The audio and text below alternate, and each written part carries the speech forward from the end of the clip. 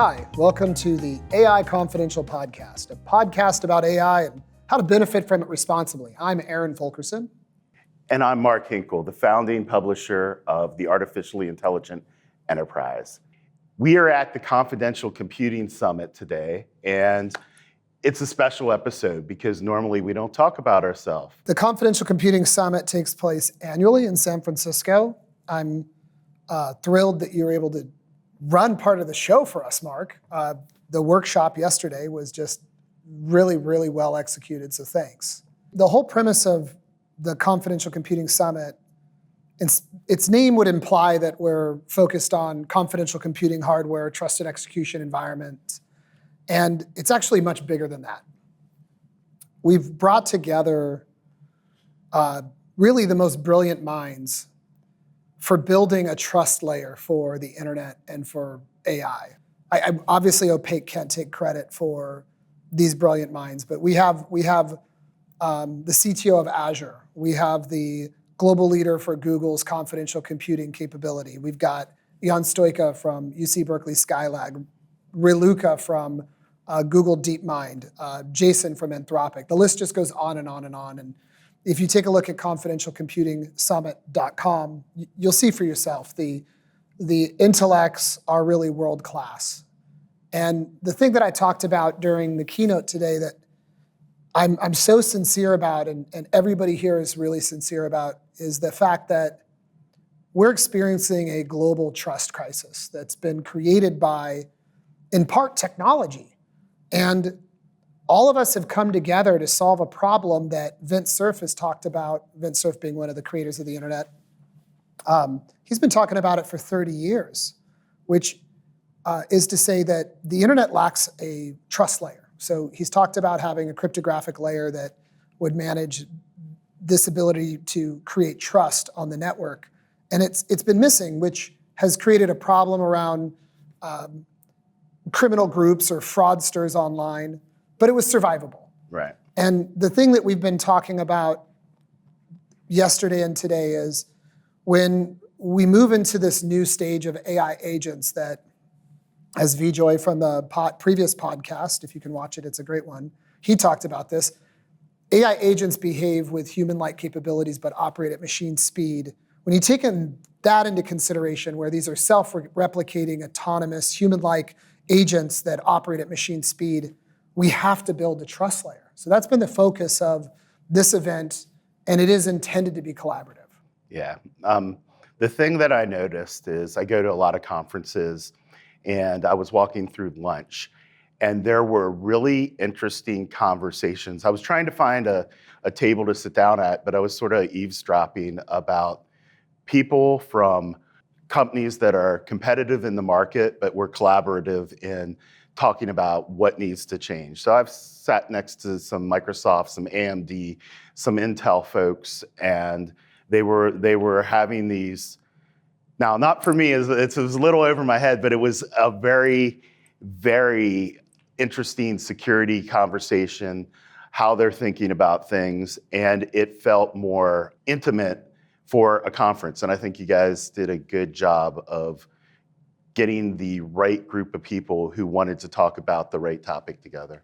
Yeah, we call it the summit because it really is people from academia, research, hyperscalers, software developers, McKinsey here, Accenture's here, all coming together to solve this really foundational problem that is this trust crisis is only going to get worse, is the reality, because AI isn't helping it, it's worsening it. And all of us in technology, fundamentally, we contributed to the problem.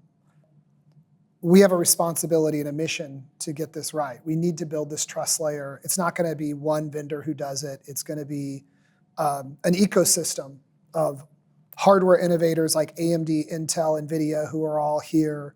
ARM's here as well, I should mention. And then, of course, the cloud providers who are creating primitives that can be exposed to software vendors like Opaque and Edgeless and Cyborg, who are building confidential AI capabilities. But the thing that we talked about on the last keynote panel is by next year, we've got to have actual reference architectures for how you can chain resources for just a simple agentic workflow with zero trust, hardware backed, meaning that the data stays encrypted, you have policy binding, you have guarantees, you have the ability to verify hardware attestation of an agent so you know it's a safe agent that's approved by your organization before you interoperate with it with data.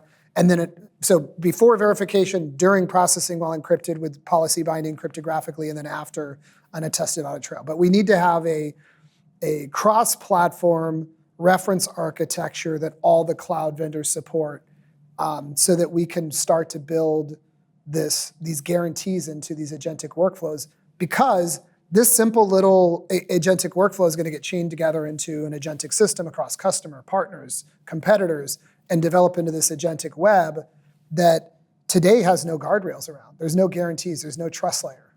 Yeah, I think it was interesting to see, Google was thinking about the same things as Microsoft and Azure, and that then you tied it together with this one thing that has been in my mind all morning, because is this idea of human actions at machine speed. I'm paraphrasing a little bit, but if you had a bad actor in the past, that bad actor was a single person that slept and ate and couldn't move as fast.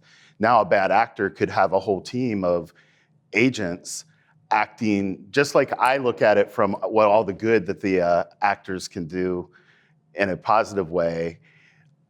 It works the other way. We're going to have bad guys and good guys both using agents, and it's going to be a matter of us putting in the guardrails, putting in the safety precautions and the security, so that we do not have a wild west of the internet any more than we already do. Yeah, to double click on what you're saying, what a terrible cliche. Humans have intrinsic alignment around what's in the best interest of humans.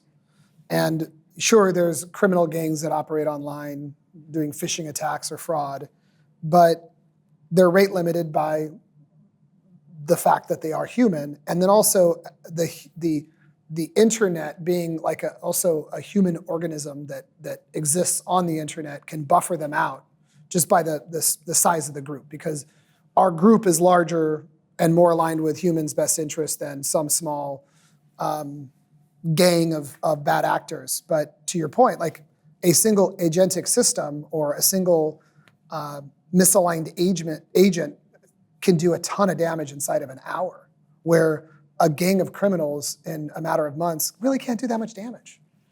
But a self-replicating agent could do incalculable damage inside of an hour. And the thing is, too, is the conversations that we're having here with several of the frontier model developers are frightening. Like, the details would shock you about what we're seeing from a security standpoint. It's not like this is going to happen. It's happening right now. There's really shocking, scary things going on. I'm not like a fear monger. I don't want to come across that way. I'm trying to create the urgency, because this isn't about a market share. It's about, obviously the market share is trillions of dollars, right? Everything that we're doing today with AI will shape the next century of how we interact with technology, and more importantly, how we humans interact with one another. And it's not about this trillions of dollar market share. It's about having a shared mission and a sense of responsibility for something that we technologists have created, which is going to have a really significant societal ramifications. You're not being alarmist. You're being an educator of a very complex technology that didn't exist in the past, and it's much more technologically difficult to understand all the ramifications for all the things we're doing today versus email when it first became a tool of business. So yeah, I think you're right. Joe from Crew AI, he was on the stage with us. He did a keynote, and then he did the keynote panel, and he shared during his keynote that Crew AI is powering 60 million monthly agents. So instead of monthly active users, it was like monthly active agents. Yeah, 60 million on Crew AI. And he during the keynote panel was like, it's pretty scary. Like, we don't really understand what we know what some of the security ramifications are, and we don't have a way to protect against those. But we don't know what we don't know. And we don't even protect against many of the ones that we have because they aren't deploying with confidential guarantees. I mean, confidential guarantees don't solve everything, although Mark Rusinovich from Azure, the one I did not have a model for solving was the prompt injection. Mm-hmm. And he brought up a really interesting solution that they've written a paper about that I wasn't aware of. And the way he described it is it's like a gateway model. So you'll send a request to a gateway model that will process a yes or no answer before sending the actual prompt to another one. So for example, the example he provides is around reading emails and basically setting up a chain of deterministic responses that would prevent malicious prompt injection before it gets sent to the prompt to do the processing. Yeah, it was a really, really good talk, and he had some really good insights into how they're thinking about making AI not just useful, but safe and useful, which I think is the theme of this event. Yeah. You're getting ready to do a panel shortly. Yeah, we've got a panel with a bunch of opaque customers, not that it's about opaque. It's Vinay, who's the chief architect and VP at ServiceNow, Teresa Tung, who runs the global data practice at Accenture, and then Andrew, co-founder of Bloomfilter, who does really innovative work around process mining for software development lifecycle. So I've got to go. We got to let you go, man. So I can go get mic'd up and get on stage. Yeah, great. All right, see you in a little bit. Good luck.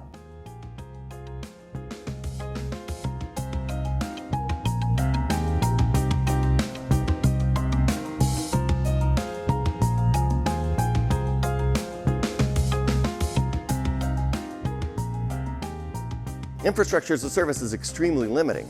You can't leverage cloud services. And if you're importing libraries from somebody or using somebody else's code at all, then you're letting them into your confidential trust boundary. And you either have a choice then. Do you just implicitly trust them?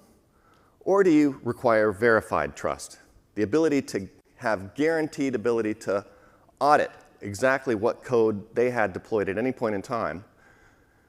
Because auditing up front is actually not practical, and this is one of the things that we wrestle with is, hey, customers are going to want to review the code. But reviewing tens of thousands, hundreds of thousands, or millions of lines of code changes is just impractical. There's IP issues as well with that. And anybody familiar with Ken Thompson's reflections on trusting trust knows that even auditing the code, if you don't know what you're looking for, you might not be able to find any sign of misbehavior. But if you suspect there's misbehavior or have evidence of misbehavior, having the guaranteed ability to go find where that misbehavior was located and then hold the party accountable is a very powerful disincentive for somebody misbehaving. And so that's where we're going, is being able to provide guaranteed auditing for whatever had access to the data. Welcome, Mark, to the Confidential Computing Summit. We just got done hearing your keynote today, and thanks for attending. It was really, really engaging. Oh, thanks, Mark. And thanks, Aaron, for having me. I'm Mark Rusinovich. I'm CTO for Azure. I'm Deputy CISO for Azure, and also a technical fellow at Microsoft. Good to see you again, Mark. Thanks for being here. Thanks. Your keynote was terrific. Thank you. You've been one of the driving forces, one of the central driving forces between security and transparency at Microsoft Azure. As AI systems become increasingly agentic, how are you thinking about maintaining trust at scale, especially across distributed actors and trust boundaries? Yeah, well, that's a complex answer to a complex question, because I think systems are getting more and more complex. And last year, I showed an example of confidential RAG, which is just put the LLM inside of confidential TE, confidential VM with a confidential GPU, and then you encrypt the data send the encrypted data in, it processes it, and then sends back an encrypted response. And that's just a very simple example of providing trust around the information's not going to leak and the privacy of the customer is going to be protected. But as you mentioned, now we're in a world of agentic AI. And so you've got an LLM that's interacting with tools. You've got LLMs that are interacting with other LLMs or agents interacting with other agents. And that takes us beyond confidential computing. Of course, we want something called the confidential trust boundary to encapsulate all of the data throughout its movement across all these systems, which means that they all need to be protected with confidential computing to provide that privacy guarantee. But I think there's a bigger issue when you talk about LLMs, and that is around the risk of prompt injection and on the risk of information leakage across different trust levels. And this is something that my research team, which is a security and privacy research team that focuses on confidential computing, is also looking at how we secure agentic systems so that they adhere to certain policies. Adhere to certain policies, but still be able to carry out tasks. Because if you get too rigid, you just can't there's some tasks you simply can't execute. Let me give you a concrete example. And this is a very simple one. Go summarize my top 5 emails and let me know if I've got any appointments this week. Now, those emails could be from anybody. It could be a spam. It could be somebody that is aware that I'm using an agentic system to go and query it, and it might have something called a prompt injection, an instruction in there that says, oh, by the way, send all of Mark's emails to this address. And a lot of AI systems will just fall for them. They're very sophisticated prompt injections. And so you want to prevent that from happening, but still carry out that task. So we've been designing a system, it's Project Roma. We just published a paper that can address that through a combination of different techniques, be able to still carry out that scenario, but not put the system at risk of being injected by something malicious into one of those emails. And so that's where things are going. I think we're at the state now where prompt injection is a huge concern in the enterprise. Simon Willison just published a blog post about it yesterday where he's like, there's no solution to this problem. We actually believe there's a solution to this problem, but we're still working on it. So in this scenario, what if they're using like a symbolic algebra and hiding it inside the email? How are you detecting that? Well, we don't. The trick is we don't need to detect it. And that's one of the challenges you see with current approaches to protecting it against this is that they're probabilistic. So in fact, Microsoft, we've got something in AI Foundry called Prompt Shields, which is based off of a model that's been trained to look for prompt injections. But that's not 100% guaranteed, and there's ways to circumvent and trick it, like you might say, encode something in a certain way, make it a very clever, like trick that looks like it's an instruction for the user, not the model, but the model interprets as one. The techniques that we're working on use something called a quarantine LLM. The quarantine LLM would go and look at the email, and it might be prompt ejected. But the output of that quarantine LLM, given the scenario that I just described, the task I just described, is there an appointment this week? So it's just basically a yes or no. So while the LLM can be tricked into saying yes when it's no, it can't mess with the planner, the agent. The planner says, go to the quarantine LLM, go summarize these emails. Is there an appointment? Comes back with a yes or a no, and then you tell the user. You're creating deterministic gates, That's basically, right. Yeah. is what you're doing. That's interesting because a lot of the conversations we've been having is about taking something that's inherently probabilistic and creating boundaries of acceptable probability by creating determinism along the chain. It's like fitting a square peg in a round hole, right? Yeah, and I don't think there's any way to get around, like I said, that task right there does have a probabilistic element to it, which is it a yes or a no? Yeah. But the taint is reduced to 1 bit of information. You know what it reminds me of is like reverse osmosis, where you're taking it through different chambers, filtering out the probabilities of risk. Yeah. So one of the things that you shared, which I loved during your keynote, was you had a framework for communicating different levels of confidential computing. You called it on, in, and transparent. And I love this because it's one of the things that when we talk to customers or prospects, they often are confused about, well, what's the difference between a confidential VM and an application that's built in or with transparency. Would you explain that framework? Because I think it's brilliant. In its simplicity and elegance. Because this was a test of this nomenclature, which we just come up with in the last month and a half or so, as we were wrestling with this even inside of Microsoft, which is people say, oh, it's in confidential computing, or we've got PaaS services we even offer that are confidential computing. And I'm looking at them going, well, yeah, they're in confidential virtual machines, and that gives them some protection, some guarantees that the infrastructure can't break into it. But of course, there's lots of other ways that the data is moving around outside of the confidential trust boundary. And what we need is some way to distinguish the different types of architecture that people have with a North Star, which is we need to have verifiable trust from the build all the way out to the code that's being deployed.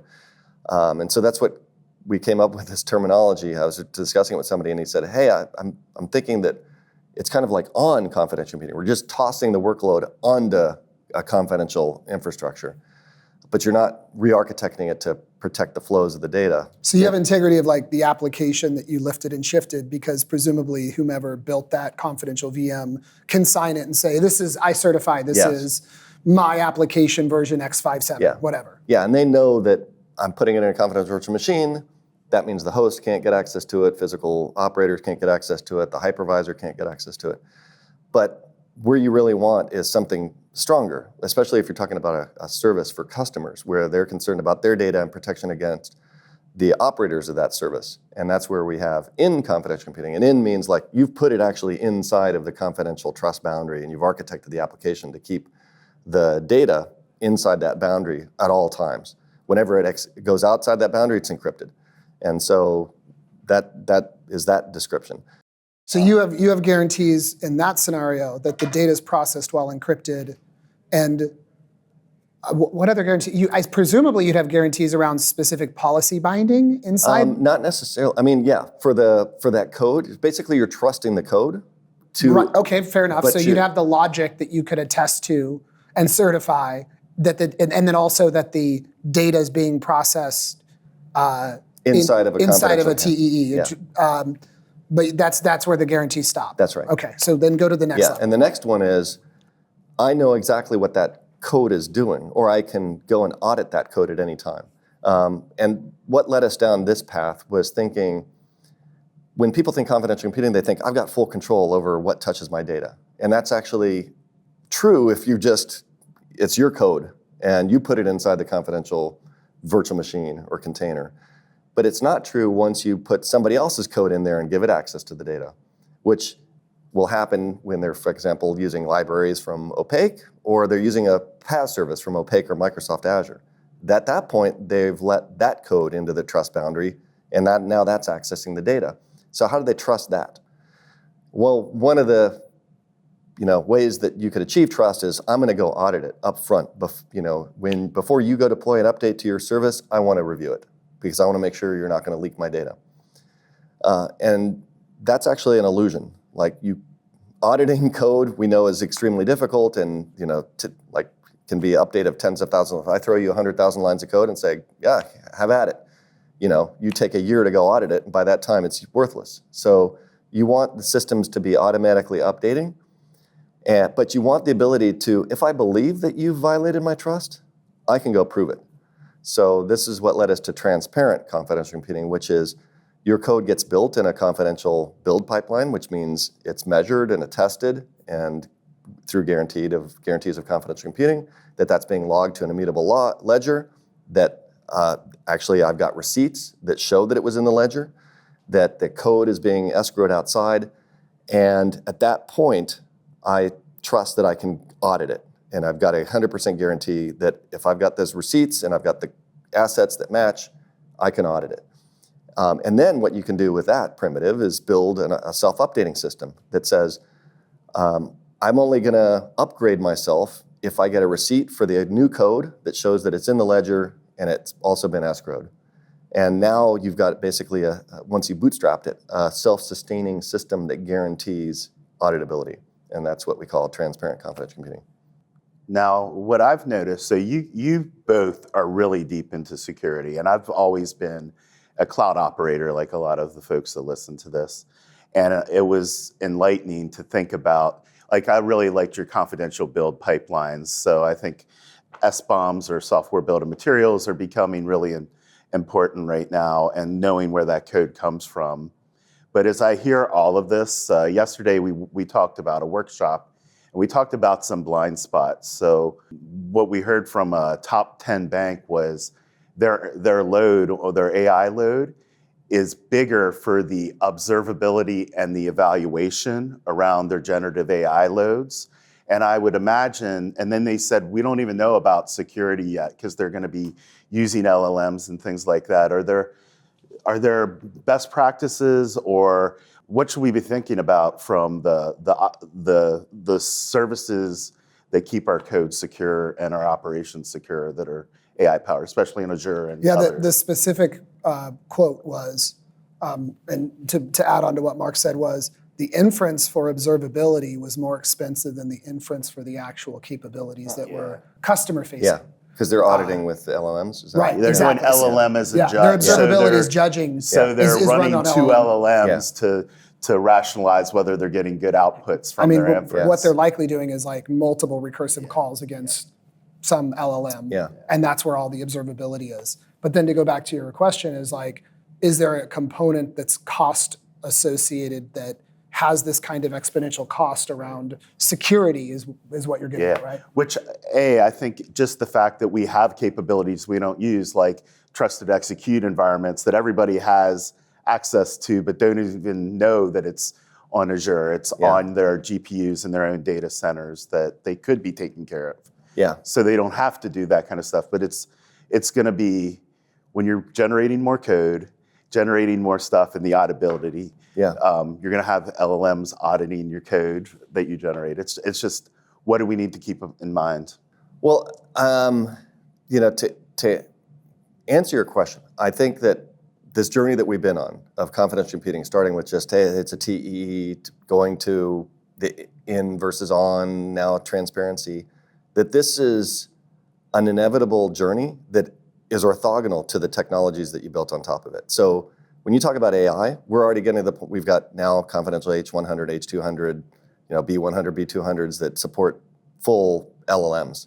We've got support for multi-server NVLink coming that's confidential, and in InfiniBand with confidentiality to be able to support even training of models. So it's confidential computing is kind of orthogonal of the size of the workload or the complexity of the workload, but these capabilities that confidential computing provides of, I've got provenance traced all the way, and you'll see AMD talk about this because we were working on them. I talked about code transparency service, which is our key service for that transparency. And I talked about SBOMs, as you mentioned, but you can actually trace the provenance through the supply chain all the way back to silicon and all the way back to the design of the silicon, the RTL that went into it. And that's the journey that we started on working, collaborating with AMD is like this, what you're gonna see is for anything you do, and like the bank talking about LLMs, auditing other LLMs, well, you've got transparency around what went into the building of the LLM, you've got transparency and guaranteed auditability of every decision that the LLM made, traced back, if you want, all the way to the code and the building of that LLM. So that's kind of the world that we're going to, is confidential computing enabling this transparency from somebody touching a keyboard all the way out into production. Yeah, I think that's the reason and you're right, it is orthogonal. It just made me think, because Aaron's keynote was just human capabilities at machine speed. And I think that's the thing, is it's not the AI, it's just, there's just so much more because we're moving agentically so much faster than before. Yeah. Now you, Mark, and Mark Papermaster have told a very compelling vision for having guarantees of integrity and privacy from the software development lifecycle all the way through to the hardware supply chain that's made possible, like you're describing with hardware attestation of code or chip design. What you're talking about, to go back to what we were just discussing, this new framework of on, in, and transparent, at the transparent level of confidential computing, you're talking about what we're doing at Opaque, which is an agent can have hardware attestation so that, and I'm using opaque as an example because it's a mental model I understand for explaining transparent, confidential computing. Before a system interoperates with an agent, they can verify the hardware attestation of that particular agent to prove that it meets a specific criteria, either a policy or security posture, a provider, and then each of the agents along that workflow can go through a similar attestation process, presumably calling against a CTS. confidential ledger, for example. To do the lookup and verify, like, is this an agent that I approve? Yeah. Is it registered for my environment, for my enterprise? Do I approve it? Okay, great, I can send data to it. And I can prove that its data is being processed while encrypted. So you're getting guarantees at not the application level or the code level, but each one of the services or agents that are interoperating before you send data. Then you're getting guarantees during the actual execution that there's policy binding and it's being processed while encrypted, and the policies are adhered to. Then you're getting also guarantees post facto from an audit trail that's signed by the hardware backing. Yep. And that's what you mean by transparent, That's confidential exactly computing. it. And that's what you described as... Before, during, and after. Yeah, and what you described as a more general systems usage of the code transparency service, which is what is built on a ledger but provides these receipts and will only sign things if they meet a certain policy. Yeah. And the canonical policies we think of as you confidentially built it, the source is escrowed. And that when I described let's take CTS itself. How does CTS get an upgrade without humans involved with reviewing the code? Well, we want guaranteed auditability, so CTS, like I mentioned, will only upgrade if it gets a receipt from itself for the new code. It says, you're registered on my ledger already. Code Transparency Service, CTS, right. Just to make sure for the listener right. they didn't lose track of that one. Yeah. So it's kind of CTS, like we think of proving CTS's capability to enforce policies and to be used as this policy enforcement of, I'm not going to trust you unless you're adhering to the policy, and I trust the CTS service being able to test to that you adhere to that policy. Well, CTS for upgrading itself would leverage its own trust. And that root of trust is all the way down to the chip. That's right. Yeah. So what's the most underutilized confidential computing capability on Azure Stack, or one that you wish people knew more about? You just mentioned it, Azure Confidential Ledger, which is the foundation for our CTS service, actually. It's built on top of the Confidential Consortium Framework, with CCF, which is an open source project that came out of my confidential computing research team. It's been open source since 2017, and we've been running it in production for 5 or so years. This was this the catalyst for CCC? CCF, no, CTS wasn't. Okay. But we had this confidential ledger, and then we're like, oh, that's the building block for this immutable ledger that we need for CTS and receipts that are recorded. But Azure Confidential Ledger, which now supports programmability that's provided with CCF, lets you not just record things in the ledger, but have basically policy enforcement on top of the ledger too, that's protected with confidential computing. So this is a service, and the nice thing about adopting the service, like you mentioned audit trails, for example. Well, I can get audit trails now, whether I'm got my service that needs the audit trail implemented in confidential computing or not, I can guarantee that those audit trails are immutable, and I can guarantee that they're private as well. So just by leveraging Azure Confidential Ledger. So it's a very easy to adopt service that provides you these capabilities, these guarantees, without you having to make much changes or very little change to your application architecture. That's a great one. That's a great call. That's one thing that I think most people overlook is, and we talked about this earlier, is they are very diligent about security going into production, but they aren't up into the point of, through the build process, they have lots of people contributing, and it's an overlooked thing. It was sort of like the proof of your identity without sharing personal PII. The confidential computing proofs, Confidential computing proofs is, we do this stuff all day long and by habit, and then are upset when our PII leaks out, even though we've handed our credit card and our driver's license over 5 times in the course of a trip. We've also done the same thing with our IP and our software code, and not thought about it until the point where we put it at what we finally realized was in a real high stakes game, and we've already put all our cards out on the table. Yeah. I'm glad you brought this up because you talked during your keynote about the unscalability of zero knowledge proofs, and you highlighted on a slide. It's slideware, so it was naturally very simple, but it was a very elegant solution using confidential computing proofs to achieve zero knowledge proofs in a very scalable manner, in a high performant way. I mean, that's one I'm personally excited by because I can't wait till we are in that world.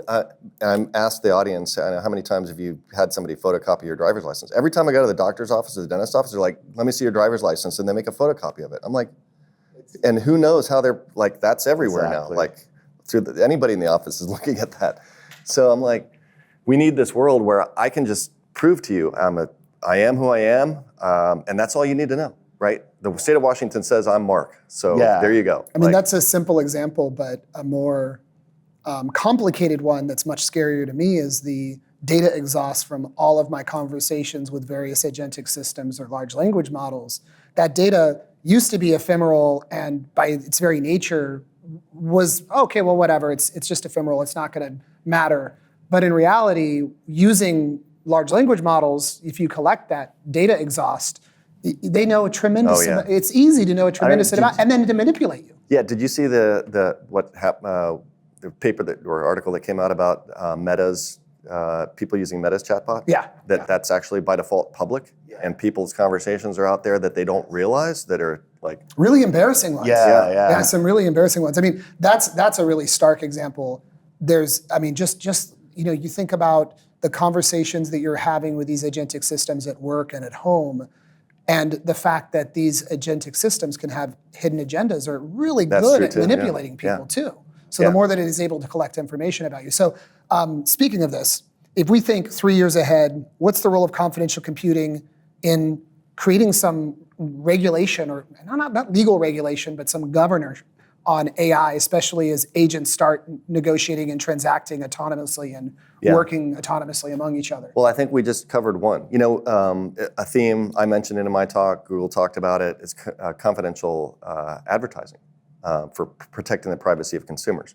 So where you're heading, I think, with this, and that's actually the first place, is protecting the privacy of consumers at scale, which is such a risk right now. And you can see a lot of countries, and the EU specifically is very concerned about confidentiality of their citizens, privacy protection of their citizens. Like things like GDPR, is that there will be regulation into, once the regulators understand and the technology is mature and proven, is to say, you know what, you're going to do advertising, it needs to be confidential. You need to protect the privacy of the consumers from the advertisers. As one of the first places. But the second thing is, this protecting of the conversation history, that's some of the most sensitive. Like, people won't share their browser history, and this is way more invasive, right? So we need a way to protect it, right? There's that, the meme used to be when, in like the movies, when somebody was on their deathbed, say, delete my browsing history. The new meme is gonna be, delete my agentic memory. Because that is the very thing that makes it that much more effective in the context, makes it that much more insecure from a data leakage standpoint. Exactly. I mean, and now I connect to LLMs, my shared drives from various providers all day long because it gives me great business results. But a couple weeks ago, I shared my personal drive, which it's nothing embarrassing, but private data, copies of my driver's license, copies of my passport, and I didn't think about it. And all of a sudden, something popped up in conversation, and I was like, I was too lax in my. I mean, we take, we take convenience for granted, and then are upset when our security is compromised by our own actions. Mainly from a lack of understanding, or just a lack of vigilance in our practices, personally. Yeah, and I think, unfortunately, there's not a lot of good controls that we have right now to protect us. Like, MCP has no ability to pass labels that we need for enforcing the policies that I talked about earlier. Like, is this confidential or not? And if it's confidential, that needs to be protected and not shared by the agent with something else that shouldn't see confidential information, which is part of the solution to this. But we're still at the early stages of And this. we should learn from our mistakes. Like when web became popular, we did not enforce HTTPS. We sent clear text passwords around like crazy. We did not encrypt our data over the wire. And it would have been a free-for-all for people sniffing packets and doing it. Now, we wouldn't think about not enforcing HTTPS, and sending clear text passwords would be, horrifying. But I think we're in that same MCP, especially because everybody is excited about hooking up tools, but massive automation and massive, like, moving at machine speed.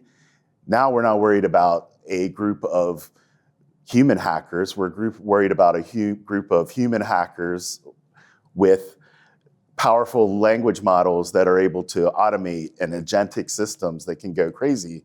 And I think that's, Aaron had a good point. And, Yeah. and it's the automation. The fact that I'm saying, go do this task and go figure out how to do it. And then if there's a leak someplace, that, it's game over within seconds.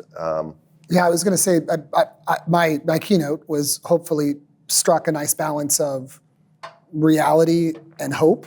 I hope it didn't come across too dark. No. I mean, Good. it is, yeah. But, a group of bad actors who get an access for an hour can't really, they can do some damage for sure. But you take that and say, okay, well, it's an agentic system who's got access for an hour. Yeah. Like that's a completely different world. On that topic, as I talked about during the keynote, I really see this event as a summit of really the most brilliant people on this topic. Yourself, Jan, J.R. Rao, everybody's here talking about how do we build this trust layer. And you're at Microsoft, we've got Google here, we've got Linux Foundation people here. How do we get there? Like, I know this is kind of like a general, I'm throwing it out there, but do you see the same demand for a trust layer across? Absolutely. Absolutely. And I think the way they get there is by collaborating as an industry. So yes, I want Microsoft to get the credit for being first and a thought leader, and that attracts customers. You were literally the first. The first hardware was with you and the Rise Lab with Jan. Yeah. You guys were the two reference labs that had access to the original confidential computing hardware before it was released. So, at the same time, we co-founded the confidential computing consortium because we want we won't be successful at driving this alone. It has to be an industry-wide effort. We need partners, the silicon partners, to participate with us. We need an ecosystem to grow. Like the confidential computing proofs I mentioned, that's not going anywhere if it's just Microsoft. Like that needs to be an ecosystem adoption play. So that's why we want to share what we're doing and see what other people are doing and collaborate on it together, because security enables us to go differentiate with our AI systems. It's not, we shouldn't be differentiating on security, at least not for long.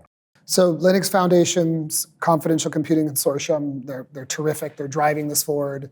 How do we help them more? What can we do to accelerate this trust layer getting built? What are some actionable ideas?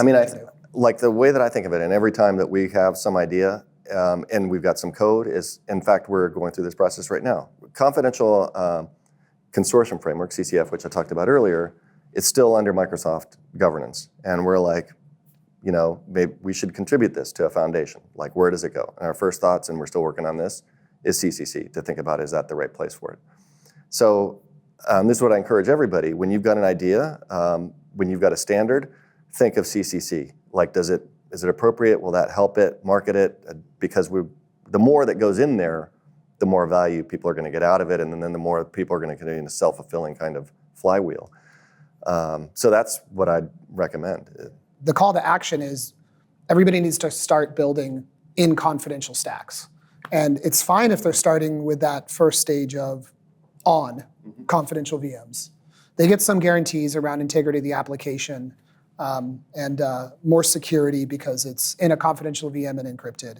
But everybody needs to be moving to the right, to in and transparent. Yep. That's really the call to action. Completely agree. Yeah. And it's absolutely essential given where we are today. I talked about it in the keynote, where we're operating on a network, the internet, without a trust layer. And that, I said it's fine on the human web, but with the agentic web, with these human-like capable agents operating at machine speed, it's untenable. And that's where we've got to fix it. So let's start building on confidential. Yep, 100% agree. Mark, thank you so much for being here. Thank you for being such a great partner to really humankind helping to build out this trust layer for the internet. Well, thanks for having me, Aaron. Thanks for having me, Mark. I mean, Opaque's been a key partner of ours in helping drive things forward as well. I mean, we wouldn't be where we are without partners like Opaque. Well, thank you. And we probably should mention that stellar customer story with ServiceNow that just dropped. Fantastic. By the way, it just dropped today. Today, Microsoft's it dropped blog. today. It's beautiful. Yeah. Thanks so awesome much for your story. partnership with helping us to do that. Couldn't have done it without you.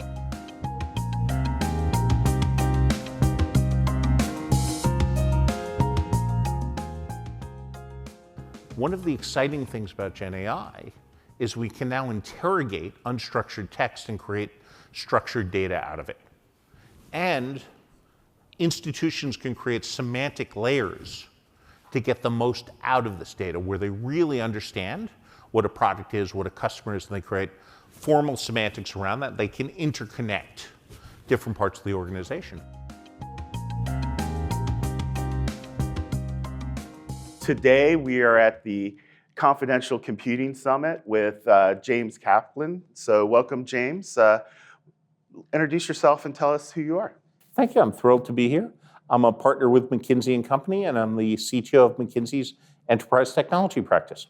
And I spend all my time helping large institutions think through how to get value from technology, and maybe a little bit of time helping people, financial sponsors, invest in enterprise technology marketplaces.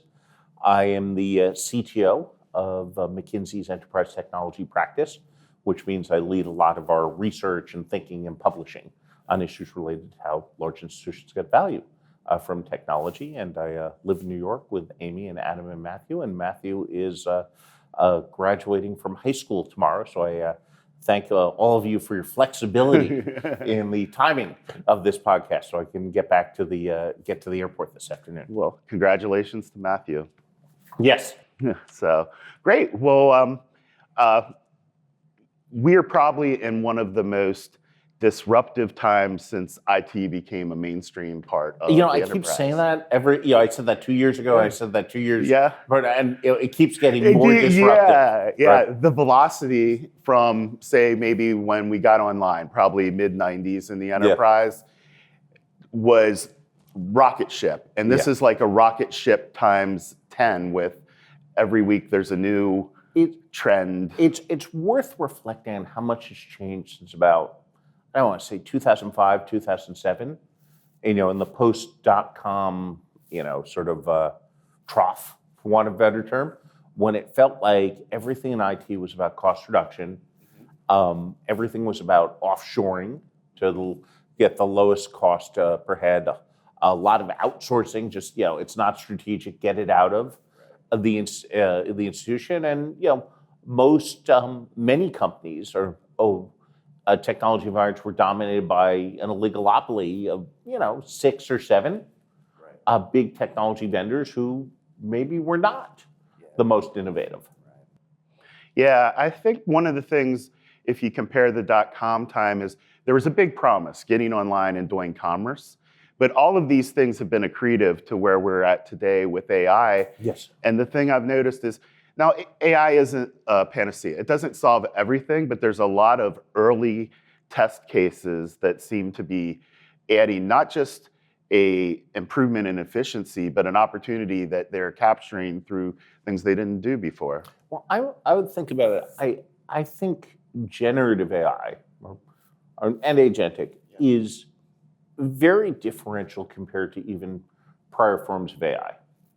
And prior forms of AI, I will admit, didn't excite me terribly much. Because it's like, okay, it's an optimization algorithm, right? Which is great, it's important. But you sit there and say, okay, gee, it's running some number of, in effect, a massive number of statistical regressions and deriving learning and insight from that, great. And it was applicable to a number of situations where you had a lot of really quantitative data. B2C pricing, for example, right? It was not helpful at all if you're dealing with text or unstructured data. Right. Many of the institutions I work with, particularly in many sectors, whether it's most B2B sectors, wholesale banking, pharmaceuticals, whatever, healthcare, deal with massive amounts of unstructured text, right? And we had no way to analyze that previously. And the ability, sometimes I think we should call it interrogative AI rather than generative AI, in terms of the ability to interrogate text and turn it into something usable that we can analyze is incredibly exciting to me. So before AI was in the mainstream, we called it machine learning. It was part of, and I draw a distinction between AI and generative AI. Yeah. And maybe the simplistic AI numbers, generative AI words. Yeah. Right. And I think what you said is really interesting, because before it was reductive. We had all this data, and if it was structured, we could mine it, we could analyze it, and we could get down to the brass tacks. But with generative AI, 90% of our data roughly is unstructured. Mm-hmm. Of that, we only use 60% of it one time, and then it's not reusable. But now you have these autonomic data analysts, for lack of a better word, to take that unstructured data and make it actionable. And that's, I think, what excites most of us. Let me push that a little bit further. Yeah, take it there. Yeah. So I would say, first off, I don't think it's any secret that a disproportionate share of the market value in the United States or in the world has been driven by a relatively small number of companies in the tech sector, right? And there's many reasons for that. And actually, we're going to talk about that in our report. One of the reasons is I think those companies have a far more functional or adaptive relationship between business leadership and technology engineering than your traditional enterprise. I also think they've been able to leverage data in a much more interesting way. So, for example, for your average enterprise.com, one of the giants, much more of their data is structured in some way, shape, or form because they're pulling clickstream data. So as a result, they can do things like real-time pricing, what have you. If you think about your average enterprise, banking, pharmaceuticals, healthcare, retail, what have you, it's a mixture of online and people walking into a store, what have you, or operating out of a center. So a larger percentage of their data is unstructured. And so one of my questions is, does this create an opportunity for more traditional enterprises to leverage more of their data and reduce some of the disadvantage they have around telemetry and therefore agility in their business model compared to what the tech giants have very impressively accomplished over the past couple of decades? Yeah, I think that is one of the things that it's an unrealized opportunity because we lack the technology, and even if we had the technology, it wasn't accessible. Like the walk-in Amazon store is an example of taking some of that real-world data and making it actionable. But when Walmart starts doing it, and even someone who is not as sophisticated as Walmart, which has essentially a tech company inside a retail company, as largely the giants do that, but these large manufacturing, other places that aren't technically huge adopters of front-end technology or emerging technology, or probably have a huge opportunity, I suppose. Well, first off, let me just, there's just one caveat. Yeah. Nothing I say in this discussion, no question I answer should be interpreted to be a commentary on any individual company. No, for sure. Yeah, I would say for most large enterprises, it's a massive opportunity. The one thing I'll add is part of that opportunity is thinking far more rigorously about their business model. And I've gotten very interested in semantics and semantic layers recently, and Knowledge Graph is one way of doing that. But there's other technical implementations you can imagine. But the discipline for companies of thinking through their business model, their business processes, their customer sets, their organizations, their operations in a rigorous, structured way so they can combine that business insight with the data they can now tap, I think will be a very different thing over the course of the next 5 or 10 years. And I would further suggest those companies that are able to be rigorous in thinking about their semantics. I mean, at the simplest level, what do we mean when we say product? What do we mean when we say customer? What do we mean when we say service offering? And how do those things relate to each other will be incredibly important. That's interesting. So as they're going through this process, given the fact that you see businesses across a lot of sectors, is there any low-hanging fruit or a piece of advice of where you're seeing patterns of early wins? Well, let me put aside early wins for a second. I'll be that's a fine. little bit, let me talk a little bit about a couple of pieces of advice as people think about this. First of which is, I would encourage companies to think domains, not use cases. And in many cases, and we saw the same thing with cloud and the same thing with mobile and the same things with digital, we have a use case frenzy. This vice president over here has his or her little use case about something. And then on the other side of the company, this vice president has his or her little use case about something. And you got, some number of use cases scattered about. There's no critical mass, right? It's an atomistic use case. So from a business standpoint, you don't get critical mass and you don't get synergies. So you're not transforming the capabilities of an entire domain. You're doing one little thing better, first thing. And then second, and you and I were chatting a little bit about this beforehand, often you don't get technological scale. This thing gets done over here in this way, this thing gets done over here in that way. And, it feels good at first, but it's a little bit like, going to the moon by climbing the tallest tree. The first 60 feet feel fantastic. Right? Making a ton of progress. Look how quickly I'm moving. Right away, I'm 10 feet closer to the moon, right? But it doesn't scale. And it's not secure, and you don't get data integration. And there's just a million things that don't necessarily, that make it harder for you to transform the institution as a whole. So more systems thinking instead Absolutely. of And systems thinking both at a business level. How do we think about this business domain, the entirety of our commercial estate as a system, right? And apply systems thinking to it. And then in a related sense, how do we think about our technology environment as a system so we can get scale out of it? Because I'm fond of saying technology is easy. Technology with security, scalability, resiliency, and compliance is hard. And I would add one more. Please. People. Yeah, the people are what get you that. Implementing it. The people get you that, right. The having that big picture view, understanding the incentives for the entire enterprise rather than having those pet projects. Well, the people are part of it, right? Because a small group of people going off and doing their pet project, that's easy. It's like, hey, 5 people are going off and building a use case. Fantastic. Getting a small army of people in various business functions and in the technology function, moving student body left, that is hard. Yeah, it is. And that is, I would suggest to you, the essence of putting business and technology strategy together. Today, your keynote is From Silos to Systems Thinking, a way forward for enterprise technology. Is there one main point that you're really trying to drive home I would today? say, there's maybe 2 or 3. 2 or 3? Okay. Right.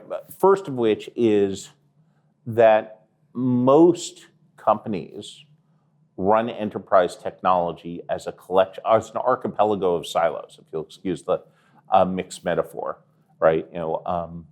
Business separate from technology, different pieces of the technology estate different from each other, different layers in the technology stack different from one another. And in part, this is driven by, I'm going to say something a little bit provocative, most business executives are really bad customers for IT. They don't engage effectively in prioritizing business projects. They don't always, provide thoughtful input on requirements. They don't always support the required business investment in platforms. They don't, they often misprice risk and underprice risk. And they don't always invest sufficiently in the change management required to capture value from technology investment. Because I would suggest to you, in most cases, value from technology requires a degree of magic. You need to get a group of people in marketing, sales, operations, what have you, to use a new application or a new system in an appropriate way in order to increase sales, increase customer retention, increase productivity. And that's not a simple thing. That's not a reductionist thing. That's the first point. No, I think that's really good. I think that as being in a tech executive for 25 years, I had a tendency to be prescriptive on the how and the result, where my strength should have been making sure that someone who's an expert on the how had the support and the change management, the buy-in, the not being over prescriptive on the process, because I wasn't an expert on the process. I was an expert on managing a customer support organization, a software development organization. And I think that's, we're usually strong-willed people with opinions, and sometimes what bleeds from where we're good into where our authority oversteps that. So I think that's a really good point on the fact that change management. You've made a really interesting distinction between the what and the how. Yeah. And as I've been thinking about this, I've actually been doing a lot of reading around command and control in military organizations, in part because people have been really studying how businesses work really since only the 50s. Since Alfred D. Chandler started researching, published The Visible Hand.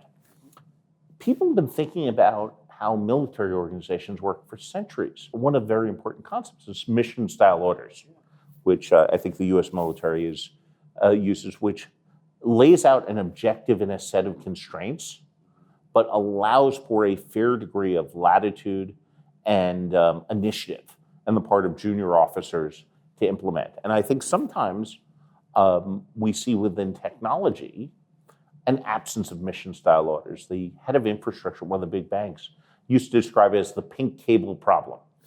Not only do I want this type of server, but it should have a pink cable. Okay. All right, so that's the first point. Second point is, obviously, Gen AI is going to be disruptive in a bunch of interesting ways. Also, a geopolitical risk is being disruptive because it's driving up the cost of many things in IT, right? And is sort of forcing us to pay to give back some of the efficiencies we've gotten via globalization over the past 2 decades. And then you have Gen AI. One is massively expanding the range of opportunities for value, is creating opportunity for dramatic efficiencies inside IT, and also very interestingly, maybe will allow us to attack tech debt more efficiently, right? Which is really interesting because that has been the problem from hell as long as there's been enterprise technology. And then the third point is moving to systems thinking, right? And there's a bunch of aspects of this which I won't go into a ton of detail, but really getting serious about a product model, and because that's, I think, the best way to manage IT, dramatically reshaping development processes or engineering processes around Gen AI-enabled development, which I think will result in more need for the master artisans and less need for the low-end hands-on keyboard. Reshaping architectures around agentic and building the agentic mesh. And also, sort of creating the semantic layer across both IT and across the business. So you have much more insight into telemetry into the business and the telemetry into IT works, and then obviously building risk into everything you do. Right. And then just finally, you do research, and you said earlier, I love this, by the way, is the fact that you were looking at military strategy from the 1950s, command and control. There's a lot of lessons to be learned from the past, even though we didn't have the technology today. But, management patterns, communication patterns, strategy, these things, are not new. It's just the application to new problems. So in your research, do you have any key lessons that are coming out or papers that you really feel good about? Here's what we're, so the keynote today is a preview of a report we're going to release in October, which the working titles from silos to systems thinking. I'm sure we're going to have like 400 different debates and various people weigh in on what we should call it. But as part of developing this report, we've already spoken with senior technology executives from about 80 different companies. We're going to probably speak with another 20 or 30. We're in the process of, and I'm excited about this, building a dynamic systems model to measure the dynamics for enterprise IT, or the ROI dynamics for enterprise IT, and trying to show the relationships between different decisions around governance, cost efficiency, return on investment over time. Okay. Yeah, we'll be looking forward to that.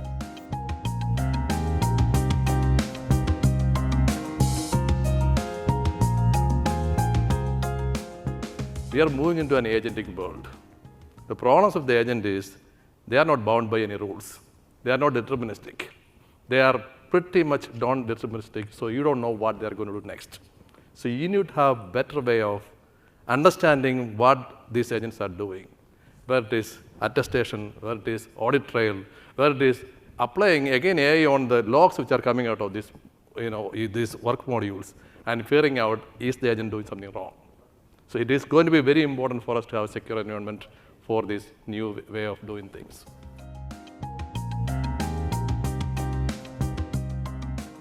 Hi, Vinay. Hey. Thanks so much for joining us at the Confidential Computing Summit this year in San Francisco. Can you briefly introduce yourself and your role at ServiceNow? Yeah, my name is Vinay Pillai. I am part of ServiceNow. I own architecture, integrations, core services, and AI foundational services. Could you talk to us a little bit about how you're using generative AI within your purview and confidential computing at ServiceNow? We have quite a few use cases, starting from somebody doing summarization or somebody trying to interpret a document, all the way going into agentic AI use cases where they are trying to deflect a case, prevent a case, resolve a case, or even executing some of the business functions within the IT space. For example, if somebody wants to get a laptop issued, they can go to an agent and say, get me a new laptop, and everything else runs behind the scene.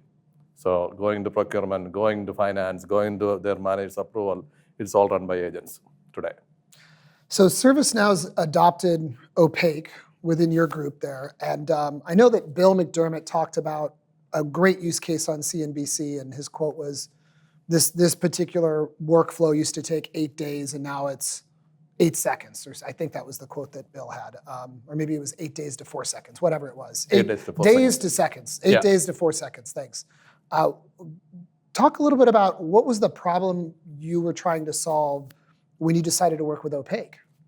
Yeah, we have quite a few use cases. Some of them I can discuss here, some of them I cannot, right? So the one you cited is actually our sales team trying to understand how much is the compensation they are going to get for the deals they are trying to close. The data which is going to be used in that space is going to be very sensitive. There is customer data involved, there is queue data involved, and even some PI for the salesperson who is working on it, right? Usually there are some dedicated set of people who go look at different systems, extract the data, and then produce the output this person is looking for. That's why it's taking 8 days if you think about it, right? Then that team approached us, along with a bunch of other folks in finance and HR and other guys. They all want to use AI for deriving some of these outputs. But they're worried about including our developers getting access to that data. Then the question is, how do we create a secure environment? We explore many options to be completely open. One of them, I think I mentioned that in the conference too, which is homomorphic encryption, right? That way you can encrypt the data, you can add, subtract, you can do all the operations. Problem is, it's this big, right? So that's when we start looking at CVMs. Confidential VMs, yes. Confidential VMs. Yeah. CVMs we brought in, again, you can use CVMs. They're safe, secure, but then you're blind. You don't know what is happening with the CVMs unless you develop a attestation service, a service which can provide audit trails. You can do policy enforcement, that's not a problem, right? So that's when we are looking at, okay, who can provide us these solutions, right? We don't develop it on our own. We can do it if you want. But then the technology is evolving really fast. That's when we connected. We started using you guys. But we have a bunch of other use cases too. We are doing with Opaque, data anonymization, data sanitization, those kinds of things also we do. We also use your help to onboard some LLMs. So now, as you have, and Bill McDermott has been very vocal about, in the recent press, about AI being a front and center priority for ServiceNow. What was some of the first wins that you had around AI? We went from the traditional AI to Gen AI, Yeah. now to agentic AI. Jay. Traditional AI means they are bespoke solutions, right? You are doing either recommendations, you are doing anomaly detection, those kinds of things. Earlier phases of, I joined the company about 3.5 years back. Earlier phases of using AI was, hey, in the customer service side of the house, or even the employee service side of the house, can we predict something which could go wrong? And once it goes wrong, if somebody creates a ticket, can we deflect it, right? And then for the lower priority cases, can we resolve them? Now the problem with those is each one of them is a bespoke model they had to create. So that's where we started. Then we moved into Gen AI, obviously summarization, reading contracts for policy or whatever you want. And then we got into now agentic AI. Yeah, I'll add, ServiceNow has been absolutely the leader in enterprise AI. What they managed to pull off was they had a robust set of, as Vinay put it, AI models, kind of the classic machine learning. When generative AI, when ChatGPT came out, it was within probably like 4 or 5 months. Yeah. There were Gen AI already. features inside the ServiceNow product. You don't see a publicly traded company with $150, $170 billion market caps turning on a dime like that. Immediately they had generative AI capabilities inside the application. And now it's become the enterprise agentic platform, which has just been a testament to just how quickly their pace of innovation and cycle time is at ServiceNow. It's incredible. Exactly. And we started with our own LLMs, right? We still have our own LLMs. We have LLMs and SLMs. But we are open to any LLM, right? You can use any LLM you want, including your own LLM if you want, if it works, right? So the platform provides a plugin for each one of them. You can plug them in, and we have some anonymization service on board, some data verification service on board. This is called Guardian. It's also there. So you can use all those things to create dynamic workflows if you think about it. I think that's an interesting point, because with all of the many number of customers, you can codify those best practices, then institutional knowledge into SLM, small language models for those people that are in the know, or large language models that have access to bespoke data around that problem set is a huge advantage for, I started my career doing service desk tech support for 5 million Windows users, and that a little bit of moving the needle makes a big impact, and the kind of impact that you can with generative AI. I wish I could have taken it in my time machine, because I would have been a hero in the 90s for that kind of productivity gain. We just had a panel with Teresa from Accenture and Andrew from Bloomfilter. And we were talking about, if you could wave a magic wand 12 months from now, what would you wish for? Yeah. So I will quote something Jeff Bezos sent in 2000, I think early 2000. He sent an email to all his departments, said, if you don't have APIs, you don't exist. My advice to B2B businesses, if you don't have MCPs or if you don't have agents, you may not exist for long. I completely agree with you. The panel where we spoke about this and you brought this up, the specific thing that everybody said was having a confidential MCP endpoint where you could have guarantees to interoperate with MCP, and folks shared some specific examples of some scary stories that have been in the news around security breaches through MCP. It's just not secure. So the thing that Teresa from Accenture said was, there's here at the event many people who have confidential AI implementations, ServiceNow being one of them. She asked for her wish to be reference architectures. Or MCP. Correct. So what we'd love to see is this time next year, specific recipes or reference architectures by use cases for industries around agentic workflows with a zero trust boundary extended from the hardware out to the MCP endpoint. Then you can interoperate with that MCP endpoint with confidential guarantees using encrypted data and have verifiable proof that your data was kept private inside. Exactly. Yeah, having MCP, having agents which they can interact with in a safe, secure environment is what we need. MCP, for the audience's Model Context Protocol, came out of Anthropic last fall.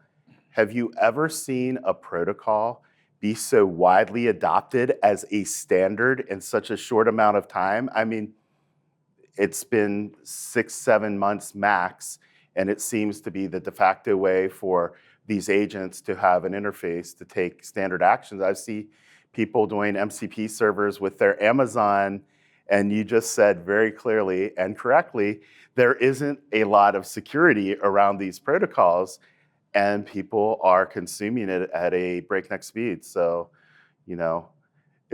I guess it's great for ServiceNow to get those security incidents coming in, but as a... I wouldn't count on it, by the way. They don't charge per ticket. Yeah. But honestly, it's an interesting thing that we've adopted this technology so quickly and talk about it in these panels by very smart people as a de facto standard, if not a real standard. And I feel like this adoption at speed leaves the same problem we've always had at adoption at speed, is a lack of security.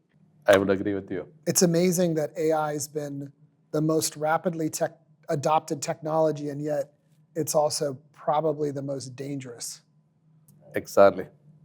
So for builders or leaders considering AI agents or trying to unlock sensitive data, proprietary data, what's one lesson you've learned that you'd like to share about designing for verifiable trust that you'd want other teams to know before they go live? So don't approach agentic AI like a typical technology workload, because your technology workload is very predictable. It's very deterministic. You program something, a computer do something specific. When you go to agentic AI, you are basically providing a bunch of capabilities to that agent, and you are not controlling the agent. You're basically telling the agent to go do something. Now, if you equate an agent to a human being, that human being also could do something wrong. This agent can do the same thing, right? So first of all, making sure that it's the right agent, right? That's a verification. Then making sure that the agent is doing the right thing during execution, that is enforcement of policies. And then having an audit trail of what is being done is very important, going to be very important. And please keep in mind, humans can move only at the speed of a human can move. When you're talking about agents, these are machines. They work 24/7. They'll move like crazy. This has been a recurring theme at the show. It really has been. Thanks so much for sharing that. And one of the things that you're describing, the before, the during, the after, without verifiability of that, and I know that's what you're saying, right? You're talking about, hey, you can verify before you interoperate, you can verify during the processing that there's policy binding, cryptographically enforced, and you can verify after with a tamper-proof audit trail. Without these verifications, if it's just a legal contract or assurances, you're processing sensitive or intellectual property on hope, with agents that aren't necessarily aligned with human incentives that operate at machine speed. Thank you so much for taking the time with us and for being here, and we're grateful to be working with you and ServiceNow. Thank you for the opportunity. I think the future is going to be exciting, at the same time scary too.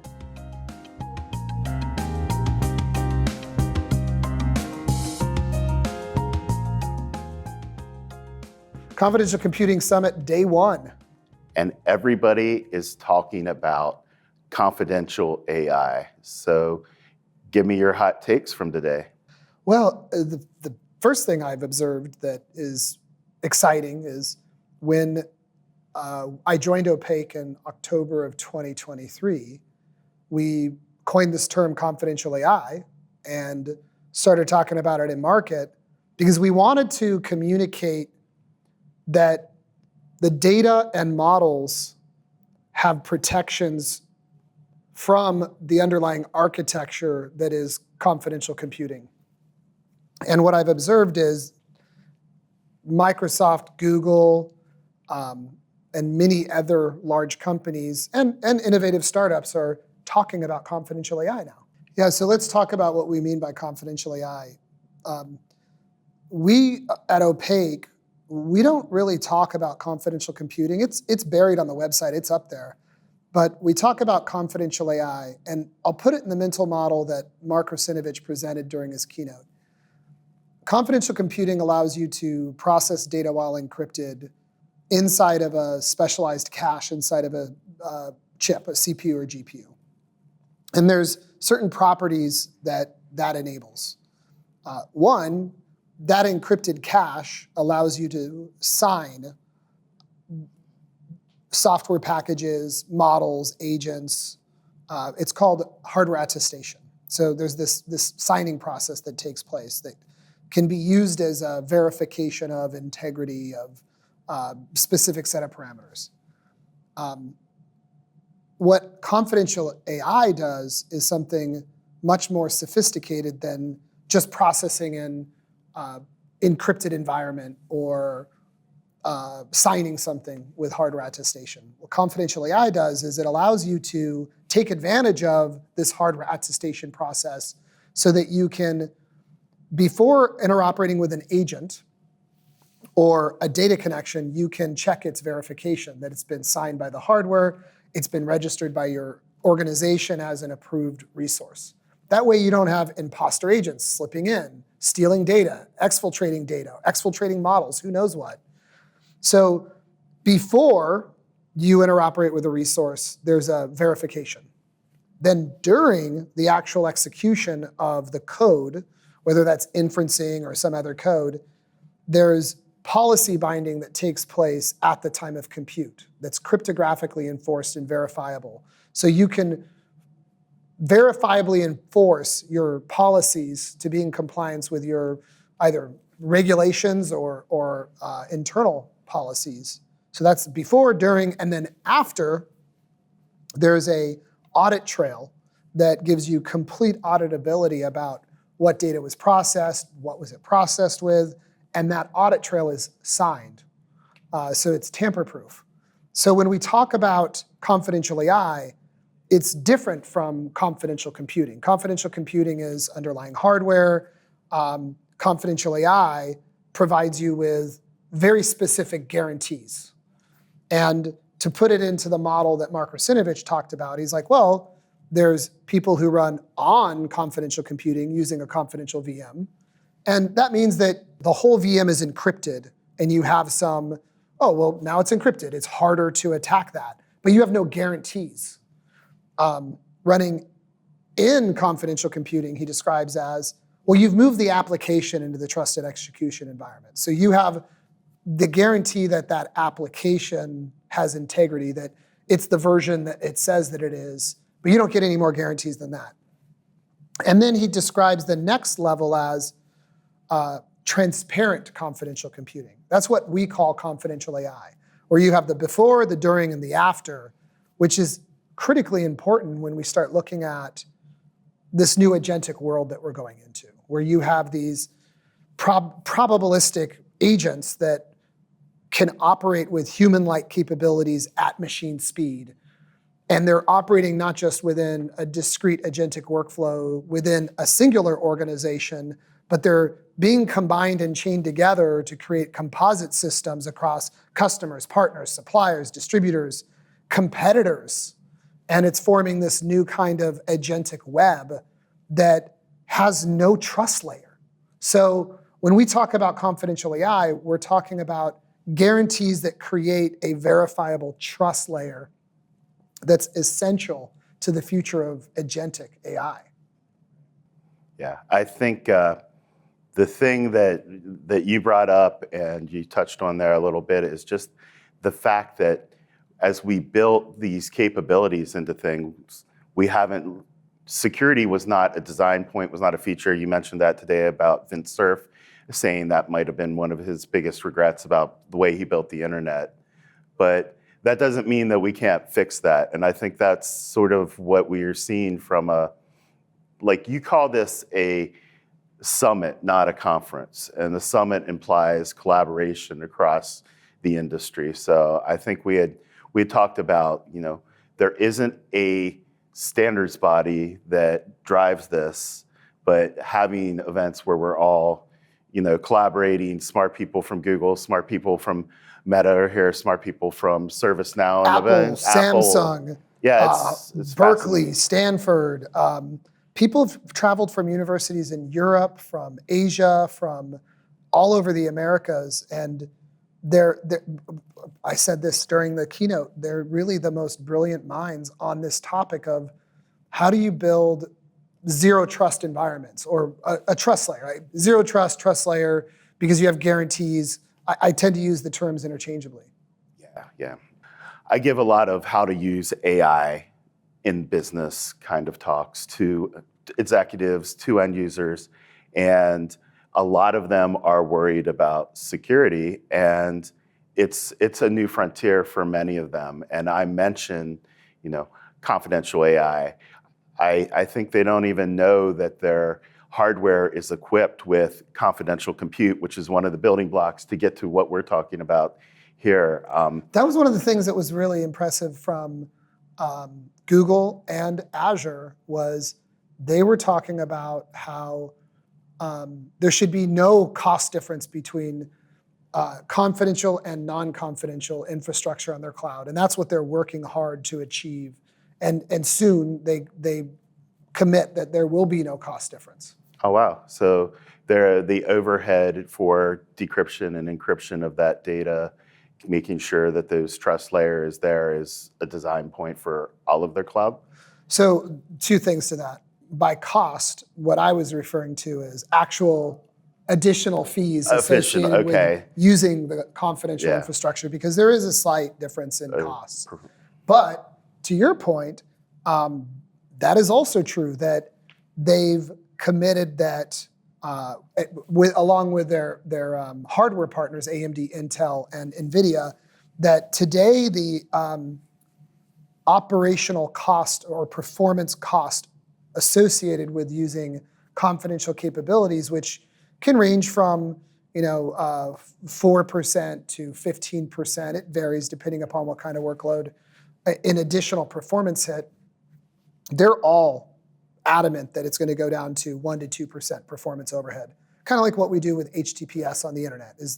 They're like, hey, we believe that within, I've heard 2 years, 3 years, that the cost for compute in terms of performance hit on confidential is going to go down to 1% to 2%. And it's just going to be baked in. Everybody's going to expect it like we do with HTTPS, encrypted data in transit. Yeah, I think that's the big problem with security is any logical person wants to be as secure as possible, but it's the friction of implementing a new technology or performance in the past. But, and what's the cost is the cost is you expose your business, your person to all sorts of exploits. So the fact that they are making that, as close to frictionless, like today, we would not even think about doing business over a website that did not use SSL. So in the future, do you think we wouldn't even think about doing AI without doing confidential AI? Yeah, Teresa Tung from Accenture, she leads their global data practice. She was on a keynote panel with me today, and she said this, which was, so Accenture is arguably the world leader in generative AI implementations in the enterprise. I don't know their current stats. I know 4 or 5 months ago, they'd done over 2,000 generative AI implementations in the enterprise. But the thing she said was, companies aren't asking her for confidential AI or confidential computing. What they're asking her for is, how do I get AI into production when I don't know the sensitivity or confidentiality of my data? It's unclear to me. And they're very concerned about rolling out AI projects on data that isn't well curated and labeled. Like John Willis was talking about, I think his model was it blue, green, or blue, yellow, red, or something like that? Yeah, it was a color green, scheme. yellow, red. Yeah. The reality is that most people don't know. So what she said was the way that they're solving this is they use opaque, but they're building, they're turning on confidential AI projects inside the large enterprise where it's okay if the data's sensitive because they have very specific guarantees about who can see it and what data gets processed and where it gets routed. This morning I spoke to James Kaplan, CTO of McKinsey Technology, and one of the things that he does a lot of research, and he was talking about how excited he was about making the data that we have existing that before wasn't actionable. So all this unstructured data we could not use effectively without structuring it in the past for machine learning. Now with generative AI, he's like, the opportunities for us to draw better insights, have better data practices where we can really learn a lot more from our customer, either digitally or even in the physical brick and mortar world. We collect a lot of data that's video and audio data. We track location for different things. And he was talking about the fact that now we can process a lot more data because our agentic data analysts scale more than human data analysts. Everybody understands we've got a shared mission here to build a trust layer for the internet and for AI. And it's going to take the entire ecosystem from hardware innovators to hyperscalers to open source contributors to standards bodies like Linux Foundation, Confidential Computing Consortium, enterprise deployers, software developers. It's going to take all of us working together on this shared mission to build this trust layer that's going to determine whether AI is a force that could be harnessed to advance human progress or something that's going to create a systemic threat. Yeah. But without this trust layer, it's going to be the latter. So we've got to get this right, and we got to get it right now. Agreed. Well, that was a great day one. I can't wait to see what happens tomorrow. Thank you all for tuning into this episode of AI Confidential Podcast, live from the Confidential Computing Summit in San Francisco. I want to take a moment to, of course, thank you, but also thank all of the community members that came to the event. It's been really, I can't overstate the brilliance of all the people who are building the trust layer for the internet and for AI. And I would be remiss if I didn't also thank our many sponsors, Google Cloud, Intel, Microsoft, Accenture, AMD, the Confidential Computing Consortium, ARM, HushMesh, Edgeless Systems, Flower, Cyborg, Ulyssean, All Things AI, the AIE Network, 321 Media. We should also thank Opaque because Oh, you were thanks. one of the most gracious hosts for a conference. I've gone to hundreds of them. We've sat in booths at hundreds of them. And the vibe here has been very collaborative and inclusive, which is saying a lot because a lot are not.